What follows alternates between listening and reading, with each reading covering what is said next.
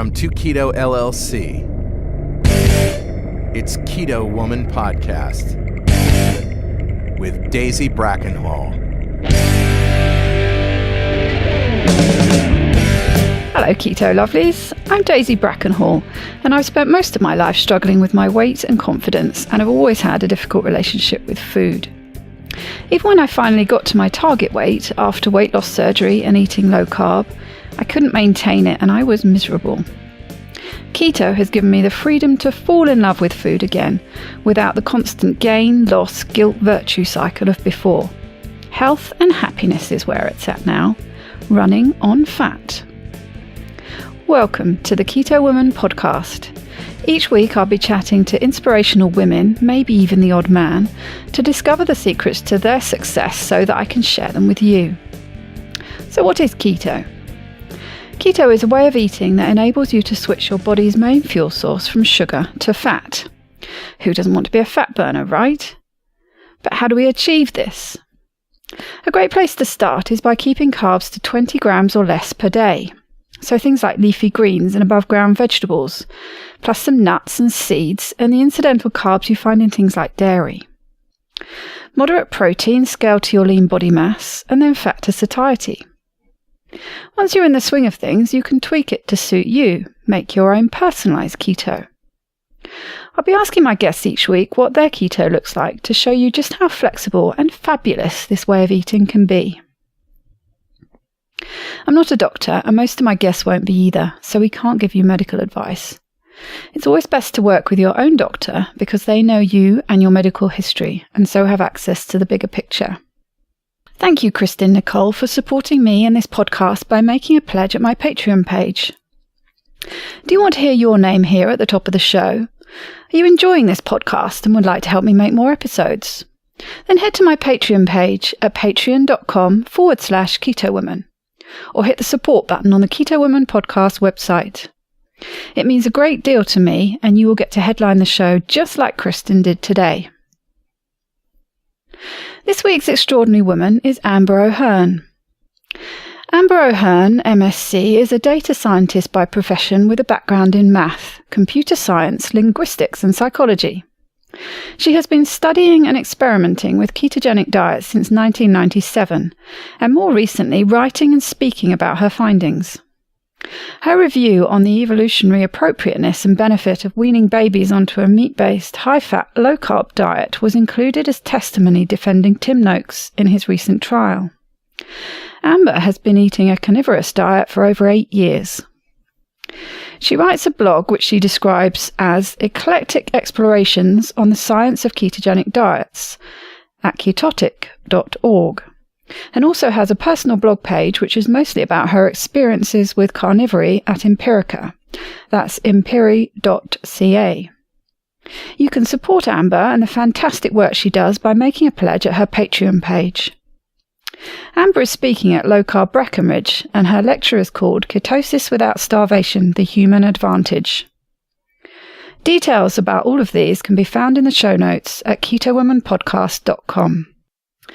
I've been looking forward to talking to Amber and putting the questions to her that you wanted answers to. I could have quite easily gone on to part 3, to be honest, as she has such a wealth of information to share. As it is, we had to split the recording into 2 parts, so I hope you enjoy these 2 weeks of all things carnivore.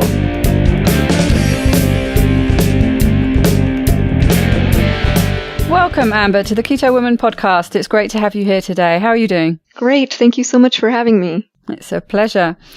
So, why don't you tell the listeners a bit about yourself and how you got into zero-carb carnivore? Sure. Well, I found low-carb diets when I was in my 20s in 1997. I was 24. And I had been very frustrated with a lot of weight gain. My history in vegetarianism didn't help even when I doubled down on that. And I finally decided to look into what this low-carb diet stuff was, and it happened to be the same year that the Eads had released Protein Power. And so I bought that book and read it with avid interest and tried out the principles, and it worked. So I've been doing a low-carb diet for a really long time, and it did help me with my weight issues. However, after many years and a couple of pregnancies, during which I was not very faithful to my low-carb diet for a variety of reasons, I had gained weight that I wasn't able to lose the way that I had lost initially, and I was very frustrated. And if we zoom forward to the end of 2008, I was extremely frustrated. I knew that if I didn't do my low-carb diet, my weight would then continue to rise, but if I did it to the best of my ability, I wasn't really losing what I had gained. And at that time, I was probably about 200 pounds, maybe a little bit less. I'm 5'6", and was getting to the point of desperation. And that's when I first heard about zero-carb diets, or ZC as people were talking about them at the time, where you would just eat meat and no plants. And there were a lot of people on a forum that I found called Zeroing In on Health who seemed to be in a position similar to where I was at that time, where they had been doing a low-carb diet and not getting the results that they wanted, and when they tried this, it worked for them. And I thought, well, that's something I could do. I mean, at least temporarily, I could do that in order to just get rid of the weight that's bothering me, go back to my regular low-carb diet, and all would be well. So that's how I got into it. And I just want to go back a bit, because I see this come up quite a lot with women who get pregnant and ask the question about whether they can do low carb or keto for one while they're pregnant. And also you mentioned that you went off plan for a variety of reasons. And I was just wondering what those were. I've certainly heard people say, which sounds very logical to me, that they've almost been forced to eat some bland carbohydrates from the morning sickness and feeling sick, and it's the only thing that they could eat, and they got so desperate, I'm just going to eat crackers or pasta or whatever it was. I'd be interested to hear what you thought about that. That was actually the most important part of it. Not only was I sick with morning sickness, but I have a strong family history of hyperemesis gravidarum, where my mother and sister and my mother's mother, for example, all of them had such severe sickness during pregnancy, and not just the beginning, but the entire pregnancy, that it was a medical issue. And fortunately for me, I never went through that, and I don't know if that had anything to do with the low-carb eating that had preceded it, or if I was just genetically lucky. But in any case, I did suffer quite severe nausea all the way through my pregnancies. And so there was a point where it was just a matter of, I'm going to eat whatever I'm going to eat to keep my food down. And then secondly, I wasn't really particularly worried about eating low carb while pregnant. I knew it was healthy for me, and I didn't have any strong reason to believe it wouldn't be healthy for the fetus. But my husband, at least for our first pregnancy, was not at all comfortable with that idea. He was, when we first met, he recounts a story of how he was so disappointed when he found out I was doing this crazy diet because he had thought I was really smart, and how could I believe this nonsense? So obviously by the time we were having our first child, he had recovered from his shock about that, but he still wasn't really on board about doing it during pregnancy. So I didn't have that kind of support, at least not during the first one. The third thing that I think goes into it is that in the first trimester of pregnancy, I think there's a really huge biological drive to get fat. And I think that, to me, those signals were eat whatever it is that you need to eat to get fat. And for me, that's carbohydrates. And I think that the cravings just went through the roof because of that. So I also think that's part of it. So if I had A, been super confident and supported in knowing that low carb would be healthy, and B, had been able to keep things down and somehow trust that the insulin or the cravings were going to go away, I might have stuck with it. But Actually, even in my last pregnancy, where I was already doing a carnivorous diet, I had such intense carbohydrate cravings that I gave into them and said, well, it's going to be what it's going to be. So that was my best shot, and I still didn't stay carb-free. That's very interesting. And you found, presumably, at some point that you just made that decision to go back, or it became almost like the reverse of the carbohydrate cravings you had while you were pregnant. Did you then have cravings to go back to carnivore at some point, when you'd given birth, or, when did that change? When did you make the journey back to carnivore? Well, in the case of the first 2 pregnancies, I was not yet a carnivore. And I simply was driven motivationally to go back to a low-carb diet because I'd gained so much during the pregnancy and I was ready to get rid of that. But by the time the 3rd pregnancy happened, it's actually quite interesting because I had been finding out about this zero-carb phenomenon at the end of 2008. If I'd found out maybe a week or 2 earlier, I might have made it my New Year's resolution. But as it was, I wasn't quite ready to make the jump, and I started carnivory about 3 weeks into January in 2009, and my whole plan was, I'm going to do this for 3 weeks, and then it's going to be my birthday, and I'm going to have birthday cake, and then we'll see where I am.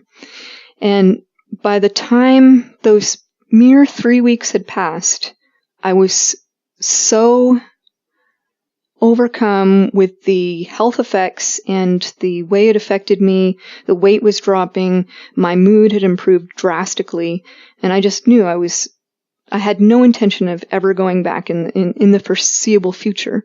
However, about a week later, I found out I was pregnant, and that was my 3rd pregnancy. And even then, by that time, I'd done a lot of research into the safety of ketogenic diets during pregnancy, and my husband had no more reservations whatsoever, and this was going to be a zero-carb pregnancy. But like I said, I ended up caving in at some point.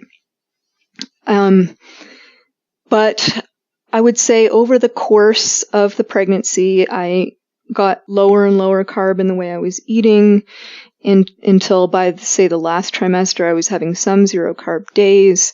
And then within less than a week of birth, I went straight back to carnivory because, wild horses couldn't drag me away at that point. Interesting. So it was really a decision to get back into it, but you also felt able to, from a physical perspective, you'd lost those overwhelming cravings that you'd had during pregnancy. That's right.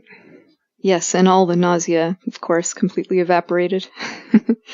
Oh my goodness. I mean, I'm a real baby when it comes to feeling sick. I can't stand it. It's one of the worst things. To have that for months and months on end would just drive me absolutely round the bend. I agree. Really not pleasant. And one thing we talk about this term, zero carb, carnivore, and I know we've had this discussion before about, what to call it, what label to give this way of eating. And, it's most people, I suppose, or at least did. I think it's changing more, but it had this zero carb label. But that's actually from a logical perspective. I mean, it's not zero carb, is it? Perhaps you could just talk a little bit about, what your preferred term is for this way of eating. Sure. The term zero carb was what people were calling it when I found it, and I'm really grateful to those people in those groups for leading me to where I am, and so there's some kind of honor in continuing to refer to it that way. Also, it's a lot shorter, zero carb, and ZC especially is easier to write and say. But it just seems to me to be such a point of confusion because a lot of people will say, especially if you're counting net carbs, for example, if they eat vegetables that are high in fiber, they'll call that a zero carb diet. I think Paul Jaminet had a whole series arguing against zero carb diets, and he wasn't even talking about what I or other people would mean by zero carb diets. He just meant with absolutely no digestible carbohydrates. So the definition, or what people mean by zero carb, is really zero plants. So to eat a zero carb diet, what they're really talking about is eating only meat. At the most extreme level, you're not even having any spices and you're not drinking anything except water. And because it's a meat-only way of eating, I prefer to call it carnivorous, because to me a carnivore is an animal that eats only meat. Of course, even in the biological world, the word carnivore is not very straightforward, it turns out. Animals who eat only 30% of their diet from meat are sometimes called carnivores. And of course, in just regular talking, if you ask someone if they're a carnivore, they usually assume that you just mean not vegetarian. So it's not a perfect term either, but I think it's at least a little bit clearer. Yes, it comes closer to the logic, doesn't it? In just, like you say, you're basically ruling out pretty well everything from the plant kingdom. You're really only eating either animals themselves or also includes something animals have produced. Right. So, and we'll go on to that with the questions we get into about, what is included and what isn't included in this way of eating. But perhaps you could talk a little bit, because it specifically really interests me, about the benefits you have, particularly for your mental health. Yes, well, this was something that I hadn't expected at all. I had in the past noticed that the stricter I was with a low-carb diet, that the better my mood was. But it wasn't addressing my really deep mood problems. You see, the other thing that had deteriorated my health and that I had no idea was in any way dietarily connected was that I had had depression since I was diagnosed at 20 as having major depressive disorder. I was on antidepressant drugs from my 20s, and my depression started changing in my early 30s so that I was also starting to have symptoms that were later led to me being re-diagnosed as having a kind of bipolar disorder called bipolar type 2, where you don't have psychotic manias, but you do have hypomanias, which are sort of the mood state that in someone with manic depression would be the beginning of a manic episode. So there's pressured speech and a lot of excitement, feeling euphoric, which for someone who was used to having depression, actually, at first I thought, oh, I'm getting better. I feel better than I've ever felt in my life, but that's really not how it went. So I had this bipolar disorder, new diagnosis. I tried many different medications, and the medications were worse than the disease, honestly. They didn't really help with the mood issues, and each of the ones I tried had terrible side effects. And it seemed to me like the cycles were getting progressively closer together. I was experiencing more different kinds of moods that were uncomfortable, like anxiety, which I'd never really experienced before, extreme irritability. It was a nightmare. And what happened when I tried this zero-carb carnivorous diet in the end of January in 2009 was that within 2 weeks, my mood was incredibly stable, like it had never been before. And it was so astonishing that I wasn't even sure that it was really happening. It wasn't until I talked to my husband about it that we said, yeah, this is a real phenomenon. This is pretty interesting. And that's when I knew that this was something really special that I was going to have to continue with.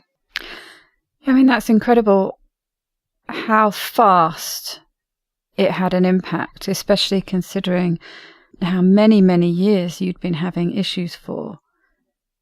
Just by changing the way you ate, within a couple of weeks, you'd seen this incredible difference. I mean, I can completely understand why you thought this is just some kind of freaky coincidence. It must have been actually really handy to have someone else's perspective, because if you'd have been on your own, you might possibly have thought you were just going a bit mad. Yes, it was astonishing. And it wasn't really until I got back into it after the birth of my third child and had a longer term experience that I could start to feel like, yeah, this is really stable. This is really having a major impact. That was something I was thinking about, actually, when you mentioned before about coming off. And perhaps the difference wasn't so markedly obvious because you hadn't been eating that way for so long before you became pregnant and stopped for a time. But did you notice, because it's definitely something that I notice, because I found real benefits from keto with my depression, and it's something that is like a switch that switches the depression back on if I go off plan. So is that something you noticed when you stopped for a period of time during your pregnancy? Did you notice those mood swings coming back and then going away again when you went back to carnivore? Or was that, with the whole hormonal soup thing going on with pregnancy, did that not work the same way that you might expect? It's a little bit hard to tell if there's a conflation there because pregnancy is such a hormonal roller coaster that I probably would be suffering from mood difficulties regardless of how clean my diet was. So yes, I was an emotional wreck while I was pregnant, but whether or not that had to do with going off of my carnivorous diet or how much to attribute to that, I'm not sure. Right. So how long has it been now then? Where are we? 2018. So it must have been, what is that, about 9 years now you've been carnivore? Yeah, 9 years on the outside if you count from when I first discovered it, but because I had that kind of blip where I wasn't actually carnivorous, you might say it's just over 8. It depends on how generous you're going to be, but something in that ballpark. It was 9 years ago that I knew that this was going to be a long-term project. So, and it's really, obviously for the length of time you've been doing it, it's something that you've seen so many benefits from, you're never going back from. Yes. That's not to say that my diet won't change over time, or I might not find out that something that I previously thought I couldn't eat, maybe I could. I must say, though, I'm not that eager to try to test things out because it's obviously a heavy cost. If I try to eat something and it doesn't go well, then I can be quite compromised. Although, on the other hand, it seems to, like you said earlier, the improvement happened so fast that I feel quite confident that if I did eat something that were going to give me problems, within 2 weeks at the very latest, I should be right back on again. Yes, that's something I found, to be honest. Obviously, it's better just to stay on plan the whole time. But, life happens, and for me, it's usually when I go back to the UK. And I can feel my mood going down, and it usually carries on going down when I get back. But I know now there's this well-worn path that I know how to get back out of it. And I know it's the same for me. It's a week or two before I know, if I just follow the steps that I know how to take and I just kind of switch myself onto autopilot, that I will start feeling better again before too long. It's a powerful place to be. Exactly. It's better not to put yourself in that position, but, it happens for some people. And to know you've got a way out is very reassuring. So I asked my Facebook group, and we also asked on the ketogenic forums, what questions people had about zero carb, carnivore, way of eating. And you very kindly agreed to have a good stab at answering all those questions. Yes. So without further ado, shall we jump into those? Bring it on. I'll do my best. We'll start with a question from Erin McFarland. Really, just talking about the differences with keto. So what are the biggest differences between zero carb carnivore and keto? That's a great question. Carnivore and keto are alike in that there are many, many factions of people saying what is and isn't keto and how to do it right and how to do it wrong. With keto, I think the ultimate definition is, are you showing ketones or not in the blood? And then there's some arbitrary cutoff where if you're, say, at 0.5 millimoles, then yes, you're on a ketogenic diet. And if you're not there, then you're not. But nonetheless, there would still be discussion about whether you're doing a ketogenic diet that's a healthy ketogenic diet or a well-formulated ketogenic diet or not. And there's still a lot more to decide on rather than that to make a diet that serves your needs the best. With carnivory, basically it's about how much plant matter is going into your diet. At a certain point, if you're eating enough plants, I think that no one would want to fairly call you a carnivore. On the other hand, even some of the veterans like me who have been on a carnivorous diet for a long time aren't purely carnivores. We're not eating just meat and water. I drink coffee, for example, and if I go to a restaurant and there's an option to have a meat dish and it's got spices on it, I'll usually just eat that, even if it's not maybe the best for me or what I would cook at home. And so I think there's a little bit of leeway in what would be considered carnivorous or not. But for the most part, I would say that a carnivore means you're not eating plants on any daily basis, except perhaps spices or some teas or coffee. And you don't have things that are literally zero carb, but are plants. So, for example, plant oils would be out for most people, and things that are just fiber would be out. And then on the other side of the scale, you could eat something that's an animal-sourced food but has some carbohydrate in it, like liver or eggs or shellfish, and no one would bat an eye at that. Although something like milk, maybe, at least culturally, wouldn't be very acceptable. Right, yes, interesting. So there's a lot of overlap. I see it in some ways as taking the ketogenic diet, that sort of step further. It's that sort of added, it's these layers of restriction you have from a just standard diet, and you dial it down each time. I'd agree with that, but I'd also say in some ways it's kind of a step back, because not back in the regression sense, but when you're on a carnivorous diet, the idea usually is to eat to hunger and to not try to eat to some particular macronutrient ratio, which means that oftentimes people on carnivorous diets are eating a higher amount of protein, although it's still definitely going to be a high-fat and moderate protein diet, and you're usually going to be in ketosis, but the emphasis is different, and most people who are on a carnivorous diet don't measure ketones, don't try to attain a specific level of ketosis, and just have a different focus on what their diet's trying to achieve. Right, yes, that's very interesting. So is that something that you ever do? Do you ever measure your ketones out of, not necessarily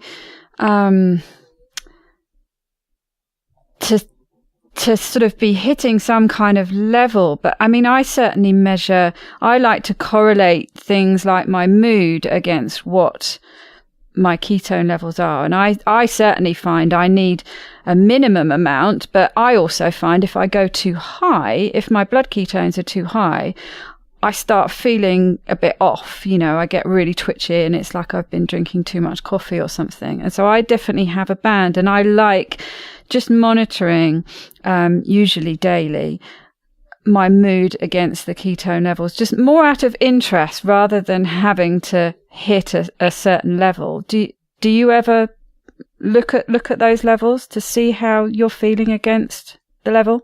I don't normally measure ketones, although I'll sort of go into phases where I'll measure them for a while. I got more interested in measuring in more recent years because a lot of people were really worried about whether or not a zero-carb carnivorous diet was in fact ketogenic. And I wanted to know what the answer to that question is. And of course, I'm only one person, but from my own readings and from what I've heard from other people, it generally is, but it's generally milder than you might get if you were targeting a kind of 80-20 macronutrient level. So the answer is I don't measure them in order to look at that as feedback and then modify my diet to try to hit a specific level, but like you, I am really curious about what is going on metabolically. Yes, it's interesting because, I mean, my specific interest is really how it impacts my mood. And I know that's something that is really important to you with the way you eat. And so I was just interested to know, I would assume that the likelihood is that you would be in ketosis eating the way you do. But I'm very interested to know whether producing those ketones is something that impacts your mood, or is it specifically more just what you're eating rather than your ketone level? I'm not making a huge amount of sense. I kind of know what I'm getting at in my own mind, but I'm wondering if those levels specifically are impacting mood, whether it's the food, and so you could be eating the way you do and not be in ketosis. So for you, it's the diet and not necessarily a certain level of ketones that's impacting your mood. That's right. It's fascinating, actually, because I wouldn't previously have expected it, but it seems to me that the quality of the diet has a much stronger effect on my mood than the level of ketosis. That is, I can go out of ketosis or get to very low ketosis levels and still feel like my mood is absolutely stable. My energy levels might be a little bit less, but my mood is good. Whereas, like you, I've experienced, if my ketosis level is very high, that might not be very good. But I don't think that I ever noticed that just staying in a strict level of ketosis had anywhere near the impact on my mood that excluding plants does. And I don't know why. Right. Yes. Fascinating. So you would potentially then be impacted. So if you were to have, I don't know, you probably have an example of something maybe that you could eat that would be low enough that it's not going to affect your level of ketosis, but it would affect your mood. I don't know, maybe if you were to use garlic or parsley or something. I mean, I don't know, maybe you have an example where it's something quite small that is not going to impact your level of ketosis, but you definitely see an impact on your mood. Yes. I haven't done an extensive or systematic kind of study of that, obviously, because, I don't want to end up feeling depressed. Feel bad. Yeah. But I've had some problems with certain supplements I've tried in the past. For example, I tried alpha-lipoic acid one time just out of curiosity because of some of the apparent neurological benefits that I thought it might give me, and that caused huge, almost immediate mood repercussions. I have tried an extract. I can't remember exactly what it's called. DIM, maybe. It's a broccoli extract, and that took about maybe 4 or 5 days before I was lying on my bed, looking at the ceiling, wishing I was dead, and then I went, oh, I've been here. What's going on? And cut out the supplement, and I was suddenly good again. Another thing I tried one time was, you may know that I've done some study into some possible mechanisms. One of them is the fact that plants are full of toxins as a kind of biochemical defense against predators. Well, I thought maybe if I ate fiber, just pure fiber, so it isn't a source of phytochemicals, I wonder if that would also hurt me. And I took one day, this was recently, it was just last year, and I'm not even sure I've really talked to anyone publicly about it before, but I took 1 spoon of psyllium husk and stirred it into my coffee, And by that afternoon, I had to leave work because my head was it was a jumble of crazy thoughts. At first, I just went out to the car. I said, I'm just going to take a break. And I sat in the car and began sobbing. So wow. I have no idea what's going on, but it seems like fiber is not my friend. Goodness me. And yeah, I mean, such a small amount. And that's certainly not something that's going to impact your level of ketosis, but it obviously had a huge impact on your mood. Yeah. Fascinating. And right, I'm going off on my my own interests here, so I have to rein myself back into the questions I've got written in front of me. Before you go on, if I could add one thing, and maybe it'll actually come up in the questions, but there are other things that improved for me besides my mood and my weight. One of the health problems that I had that I also didn't connect with diet was that I had developed rosacea. There are different kinds of rosacea. The kind I had was just that my face would flush and turn very red, and it wouldn't subside, basically, ever. The flushing would subside, but then the redness would stay for days on end. And when I started this carnivorous diet, I essentially have no flushing episodes ever again, except for certain triggers. Decaf coffee is one, who knows why. But coconut oil is one. Coconut oil will give me a rosacea flushing episode. And so there are multiple things that are not necessarily going to affect my ketosis level. In fact, coconut oil should increase my ketosis level, but that are having an effect on my health that's detrimental. Yes, fascinating. And I know that's a topic that I've seen come up really regularly recently, actually, in the Facebook group about people struggling with that. So I think they're going to find that fascinating. And there's probably going to be a whole lot more people giving this way of eating a go. I've seen a marked increase in the last couple of months in particular. I don't know whether, perhaps it's the whole New Year's resolution has something to do with it, but I've seen a lot of people giving it a go recently. Mm-hmm. Well, Sean Baker had his World Carnivore Month in January. Actually, I think his influence has been extraordinarily profound. I don't know exactly how long he's been doing a carnivorous diet, but it may be about a year.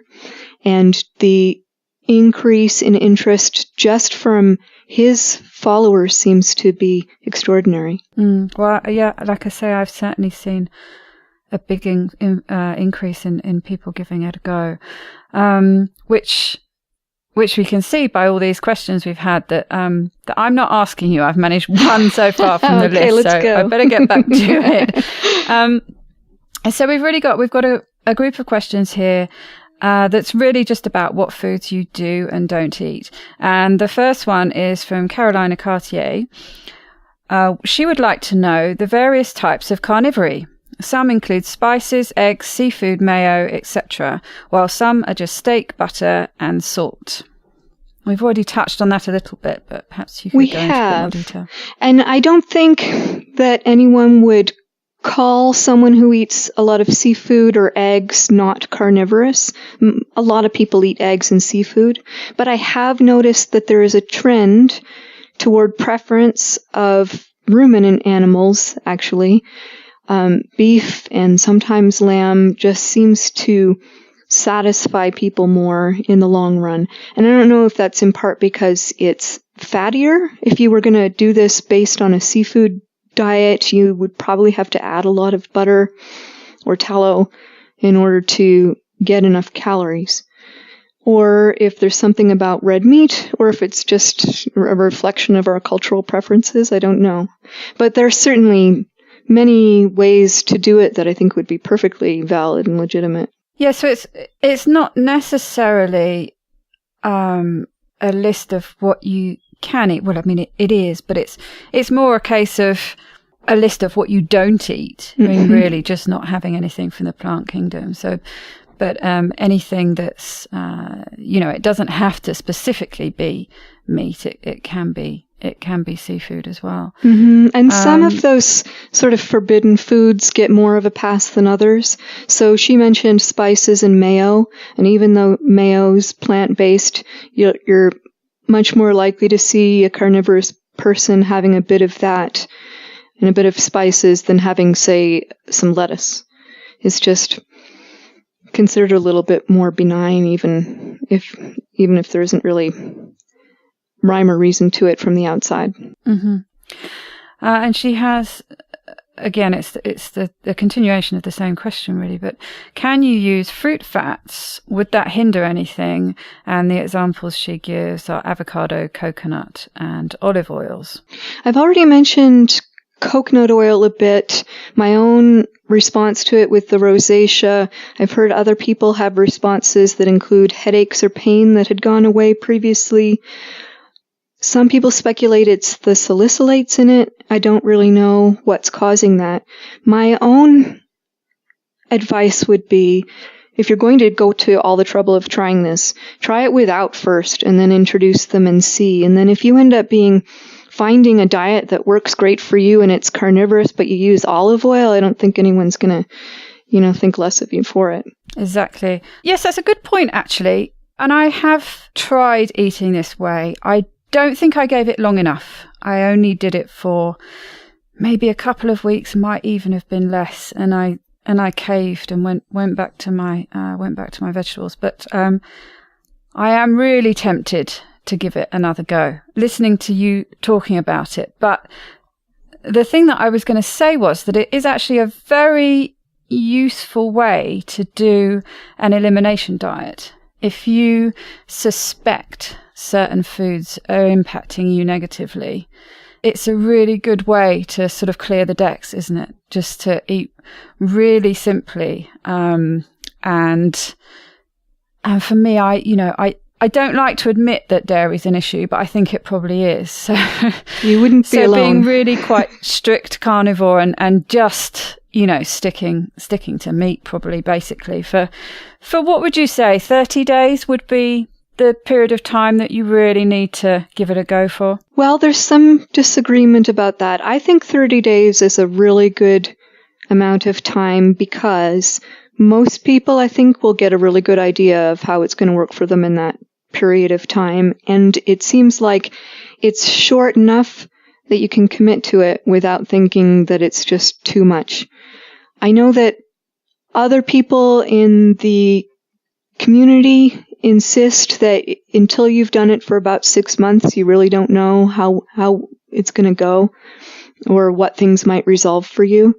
And I think maybe if you have some particularly troubling health issues that you suspect will resolve with more time and you're willing to try it and you're not experiencing some kind of side effect that's making it unbearable, then by all means do that. I would never want to discourage someone from trying it longer, but I just think it's a little bit much to ask to go beyond about 30 days if you're not seeing benefits by that time. Like you say, it does feel a lot more doable. It's not an overwhelming and unreasonable amount of time to set yourself, I'm just going to do this for 30 days and that's it, and we'll see how it goes. And really, you should be likely to see some kind of benefit in that time. It's long enough to see some kind of benefit, even if you might not yet have the full benefit from it. Yes, that's what I would think. Right.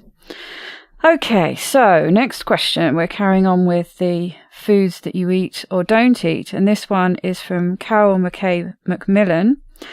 When eating carnivore, do you use whole milk, yogurt, kefir, and other animal products? Do you use spices on all that lovely meat, salt, and pepper? So we have already touched on this, but I'm certainly quite interested in how much dairy you include in your diet. So dairy seems to be somewhat an individual question because some people seem to be a lot less tolerant of it than others in different ways. For me, I have eaten some small amount of dairy most of the time that I've been carnivorous, and it doesn't compromise the mood benefits that I'm getting. I think it does impact my weight to a certain degree, and I think that I have a kind of addictive response to it, especially fermented or aged dairy. I seem to want more of that, even if I'm not hungry by any other measure. I know that feeling. And then there is the issue that we touched on earlier about just the sheer carbohydrate count. If you do want the benefits of a low-carb diet or at least mildly ketogenic diet, then eating a lot of whole milk is just going to be too much carbs for a lot of people. Mm-hmm. And the spices, because I think certainly that's something that I feel like I would really miss. You know, maybe I wouldn't given enough time, but I do really like flavouring my food with all sorts of spices. How much of those do you use, or do you keep it really simple? Well, I'll tell you my experience, and then I'll tell you some philosophical thoughts that I've had about it. When I tried this, with the exception of coffee, I completely eliminated all spices and extra added salt. And for the first couple of days, it was really bland and boring, even though it was a ribeye. And then within a few days, really, the flavor of the meat started to come out, and I was really struck by how delicious it was. And I found that for the first time in my life, I was wanting it not well done. I know it's like a cone of shame, but I used to really like well done meat because I didn't eat a lot of meat. And when I ate it, it was not really the main thing that I was eating for the taste of. But the taste really comes out better when it's cooked less, I find. And from that experience, another thing that I've found by just listening to anecdotes of others and by talking to people who have been kind enough to share their experiences with me, if you remove the spices and all sweeteners, which some people have a really hard time giving up even when they do their carnivorous trial, they'll keep the sweetener in their coffee or something like this. When you eliminate all of those things, you go through this kind of palate resensitization that not only results in the experience I just explained of getting to taste your food better, but there's a almost miraculous kind of loss of obsession with food that I've never really seen in any other experience described, where suddenly, instead of the way that I was when I was on a keto diet or a low-carb diet all those years, I would be planning all these recipes. I would be planning what I was going to have for dinner. I'd be planning what I was going to have for lunch. Food was just something that was always on my mind. It was always part of my day. And very soon after I dropped all those things, food was just, when I got hungry, suddenly I would find something and cook it. And it's so simple that, so the simplicity of it also meant that I had to plan less. But I just feel like it gave up real estate in my brain that I didn't know I was using all the time. And I've heard that from a lot of other people too. And so I think that spices and sweeteners perpetuate a kind of relationship with food that may be chemical, that may be not optimal. And this happened without any kind of compromise of the enjoyment of food. So when I sit down and I've got that ribeye, if I'm so lucky, or even just a burger or whatever it is, it's delicious. But when it's done, it's done. And that freedom has been unexpected and really quite welcome. The one other thing I'll say about spices is that a couple of years ago, I took a job as a programmer where we had a buffet catered lunch 3 days a week. And so I thought, well, it's not going to be the food I would cook at home, but there's meat there. I can just eat the spiced meat or pull the cold cuts off sandwiches if it's sandwiches that day, and it's really not that big a deal. And it wasn't that big a deal in terms of mood. I didn't notice that I started becoming depressed, but I gained 20 pounds in 4 months. And wow. I can't say, there are a lot of factors. I'd started a new job. Maybe I was differently active, or my patterns of eating were somehow different. But I decided to stop eating the catered lunches, and my weight went back down after another 4 months. So I think that there may be a kind of small impact on eating, maybe even on appetite, that could be an effect of spices as well. I was going to say, I can see it certainly having an effect on appetite, that spices encourage you to eat more, but certainly a sweet taste often does. If you have something sweet, it really stimulates the palate and makes you want to eat more. And the more you talk about this, it does seem logical to me. When you were saying about, obviously there's that transition period where you have to get used to not having the spices and things, but the flavour of that base food that you're eating comes out. Well, it's a similar thing with when you start keto and your sensitivity to sweetness increases. So, you suddenly find all these foods that taste really sweet, like, red peppers and carrots. Yes. Exactly. They have the natural, that before you wouldn't have thought were particularly sweet at all. So it really makes sense that the more you're taking out, the more you appreciate the real flavour of that food you're eating. And of course, historically, things like spices were actually used to disguise the flavour of meat as it was potentially going bad. Yes. And I wouldn't want to eat vegetarian food without spices. I mean, really, it doesn't have as much to carry on its own. If you were talking about rice or potatoes or lentils or something, without spices would be not very palatable at all. I know it sounds kind of hard-assed to say, no, not even spices. And I would say, if it's really important to you, or if you don't think you could do it without them, then do it. But try it without, and I think that might be an interesting experience too. Exactly. I think that's a very good point. That just try it without for 30 days and then, bring it back in if you want to. But you don't know until you try, do you? So talking of the few exceptions, I suppose, to that mythical rule book, is a question from Erin McFarland. I presume she's just talking about the zero-carb carnivore community here, also recommend eliminating coffee, as they say it weakens the adrenals. What are your thoughts on this? Now, I know you do drink coffee, so I expect you do have some thoughts on it. I do drink coffee. Coffee is a drug, and so even though it's a plant origin and there's traces of plant in it, I would say for most people, if you're going to try this and you're used to drinking a lot of coffee, you don't necessarily want to add the added complication of quitting coffee, which is not a trivial thing to do for a lot of people. On the other hand, it is a drug, and the scientific literature on it is mixed about whether it's a net benefit, which some studies show, whether it's a net detriment, which other studies show, or whether it's just neutral. And so I drink it. I have tried going without it sometimes and not noticed particular benefits for me. And so it's something I've decided to keep, but it's not something, I'd recommend people start drinking coffee necessarily. So I don't have strong opinions about that. I could definitely understand supporting either point of view there.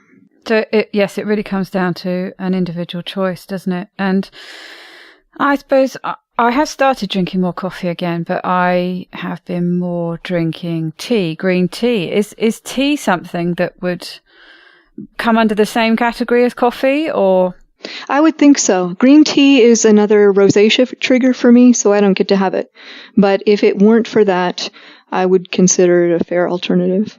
Right. So again, it comes down to personal choice and how it impacts you. And obviously, if you find it impacts you negatively, which is the benefit of eliminating stuff for a while. Yes. And then testing. Okay, so this is a question from Andrew Lacarnu. Do you still make things like crustless quiches, Scotch eggs without nut flowers, or is it pieces of meat for breakfast, lunch, and dinner? Pretty much the latter. I do eat eggs, and I will make an omelet sometimes, and I cook for my children, and I'm much more likely to make recipe-type things for them. But for me, I just find the simpler, the better. Yes, like you were saying before, it does just make it easier, doesn't it? Mm-hmm. And again, the craving for variety has subsided to the degree where if I were just eating steak every day, I'd probably be fine with that. I think that's the trick, isn't it? I think when you are still in a position of having cravings, the thought of giving those up is what's frightening. And that's certainly the thing that people worry about looking to start keto. Well, how can I possibly give up bread or pasta or whatever it is? But then they find when they do start eating that way that actually the cravings go away, so they no longer want it, so it's not scary anymore. So I suppose you have people like me sitting here thinking, well, the thought of giving up those spices and those flavorings and the vegetables that I do have is a daunting prospect that I can't imagine because I still have those cravings. But what you're saying is potentially actually when you eliminate them for a while, those cravings go away and you no longer want them. So it's not that seemingly really super restrictive diet because the cravings have gone. That's right. If it required willpower, I might have lasted a couple months maybe on the outside, but no way I would have been able to keep it up this time. And I should say, there's definitely variety still available. If you want salmon one day and chicken wings the next and pork ribs the day after that, there's a lot more besides steak that you could have that's still well under the umbrella. It's funny how most people do seem to come down, like you said before, particularly beef, but beef and lamb seem to be the favourites that people, if they could just eat those every day, would. Every once in a while you'll see a poll go by. If you had to eat just one food for the rest of your life, what would it be? And it's about 99% beef. And do you eat 3 meals a day, or what is your general pattern of eating? I rarely eat more than twice a day. I usually don't eat my first meal until somewhere between 11 or 1, and then a second one maybe 4 or 5 hours after that. Occasionally, I'll eat just 1 meal a day, especially if I'm busy. If I'm out and about, it doesn't really seem worth the bother to stop and eat. I'm more of I'm in the kitchen now, and I become interested. Or if I'm cooking for my family, then I become interested. But I'll eat 3 meals a day on occasion. But I don't normally try to eat a particular way on purpose, although I have played around with that a bit. But what it settles out typically for me is lunch and dinner. Mm-hmm. And just basically eating when hungry and when it's convenient as well, I guess. Mm-hmm. This one's from Joey Vorter. Do you still incur incidental carbs while zero carb? If so, what does that look like? I know macro question, but I'm wondering about your protein to fat macros.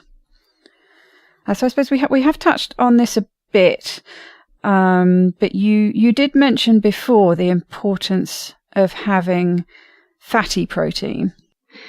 Yes, I think if you don't get enough fat, you will start to either not feel well in a kind of rabbit starvation way, or you will just be hungry, and then you'll either not eat enough because you know that you don't want more protein, or you'll try to make up for it with too much protein and then not be feeling well or suffering consequences of that. I think that we can eat quite a bit of protein, certainly a lot more than just the bare minimum that we would need for adequacy, and still be pretty safe. But once you're getting to, I think the standard number that people quote is about 3 grams per kilogram of body weight. Once you're getting above that, then there's some reason to believe that wouldn't be very healthy. I try to emphasize fatty meats, both because they're more delicious and because I know that as soon as I've had enough protein, what I really need is just more calories. And I think that if you're brought up in the 80s, or you just otherwise didn't have a lot of exposure to eating a lot of fat, or have had it instilled in you that fat is going to make you fat or cause other health problems, it might be difficult to get used to this idea of actually eating enough fat. If you're coming from keto, that's probably not a problem. But one thing that I've seen both on keto and on zero carb is if you're not willing to eat enough fat, you're simply not going to eat enough, then you're going to get tired, possibly have hormonal or mood issues, and then you're going to say the diet doesn't work. And so I think it's really important to make sure that you are eating enough and getting enough fat. And I've heard, everyone talks about ribeyes, but I've heard them mentioned specifically that they're really good because they have that ideal ratio, I think, of 2-to-1 fat to protein. So they're really, really nice and fatty. It really depends on the trimming, but yeah, if you can get them with all the fat on them that's separate, plus get them really marbled, they can be just divine. We talked about measuring a bit already, and I don't tend to weigh and measure my food. And in any case, with something like a ribeye, you're left a little bit to the mercy of a chart that's not going to be exactly the fat to protein ratio that the piece of meat you have is. But when I have measured it and tried my very best to get an idea of what I was eating, it would come out always somewhere between 65 and 80% fat. And it would vary within there. And so I'm pretty happy to see that, because it validates or verifies for me the idea that if you're just eating to satiety, you're going to eat a high-fat diet. Exactly. And that's where, I know some people really do love tracking, but it's so imperfect because the figures that you're using, whether they're from the packet of the food you've eaten or whether they're something you've got from our good old friend Google, it's just going to be some kind of average. It's not going to be specific to that piece of food that you're eating, is it? Mm-hmm. And it's always going to be a bit of a guesstimate. Heaven forbid you try to eat an omelet and figure out how many pieces of the bacon exactly you got in your share, Exactly. And when I'm picking bacon off the shelves, every packet says the same amount of protein and fat, but I'm picking the bacon off that has, loads of fat compared to the ones that are really lean. So the macros listed are just not going to be accurate, are they? Exactly. And even with ground beef, where they'll, you would expect some kind of standardization. If it says 85%, it's going to be 85%. In practice, it's my understanding that can vary by 5 or 10% in either direction too. So yeah, it's an art, not a science. Exactly. So people who are trying to hit these, daily, quite specific macro goals, they're never going to be accurate, even at the best of times. You've kind of answered this next question, really, from Carolina Cartier. Do you calculate protein and fat macros or just eat? But she does mention specifically for weight loss versus maintenance. She says that she can eat quite a lot of meat before reaching satiety. And I wonder if that's harping back to how much fat is in your meat. And I guess that you probably naturally, by the sounds of it, you don't track, but have you seen that you vary how much you eat, or the craving for different kinds of meat have changed when you are actively trying to lose weight between that and when you're maintaining weight?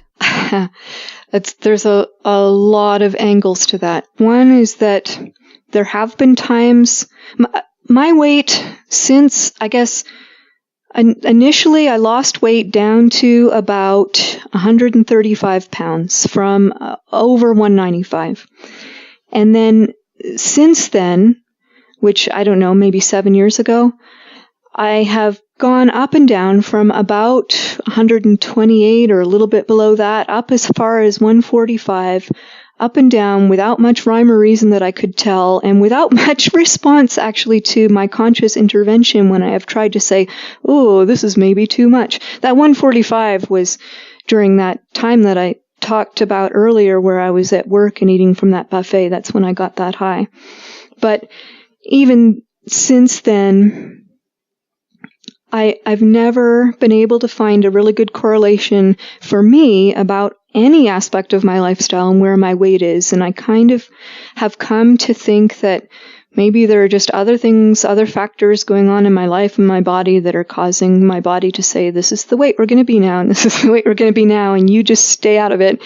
As long as I'm not, gaining weight out of control, I'm not too worried about it, even though I thought I looked, really great when it was 128 and I fit my cutest clothes. But in terms of whether more protein or more fat is going to be better for weight loss, that's a hugely contentious issue in the community right now. There are some people who insist that if you want to lose weight, you've got to up the protein and cut the fat. And there are other people that insist that the only thing that works for them for weight loss is to lower the protein and up the fat. And who am I to say which of those is right? I think if you really do want to actively work on weight loss while eating a zero-carb diet, I think, there are reasons, and maybe we'll get into it with further questions, why it's sometimes good to get out of the way and let your body do its own thing based on actual hunger signals. But if you are going to try to intervene, I don't even know which of those is a better strategy. Yes, I think that's the point, really, that it really just does come down pretty well every single time to the individual. And like you were saying, someone can swear blind this is what works for them because it is what works for them. But what is irritating is when someone tries to put that method that has worked perfectly for them in saying that it's going to work perfectly for you too, when it might not. Mm-hmm. And people can be completely opposed to what works for them individually, and if they switched, they'd gain weight maybe, right? Or maybe it would work just as well with a different method. But it really does come down to trial and error with the individual, doesn't it? There are other factors that not every model of obesity is going to take into account perfectly. Exactly. We've got so many questions that we're going to have to run into a double show for this. Fantastic. So we're... I know. I knew it was going to be popular when I put the question out there. So we're going to wrap up now and come back for part 2 next week. So thank you very much, Amber. Thank you so much. To get the resources and links from the show, please go to ketowomanpodcast.com. Are you my next extraordinary woman? Maybe you've got an idea for a show, a topic you want to hear about. Let me know how I can tickle your earbuds by dropping me a line at daisy@ketowomanpodcast.com. If you fancy joining me on this exciting adventure and want to help me create new episodes, please go to my Patreon page at patreon.com/ketowoman. Or simply hit the support button on the Keto Woman podcast website. It's thanks to the Two Keto Dudes that I'm hosting this podcast, so please consider heading to their Patreon page at patreon.2keto.com and help them bring you more podcasts like this one. Please help other people hear about and find this podcast by reviewing the show on iTunes and Facebook. Every star and review really does help. It doesn't go unnoticed by me, the people who regularly like, share and comment on my posts. Your support means the world to me. Thank you. This week's quote is from Robert Burrell. For the most part, we carnivores do not eat other carnivores. We prefer to eat our vegetarian friends. Bye-bye, Keto Lovelies.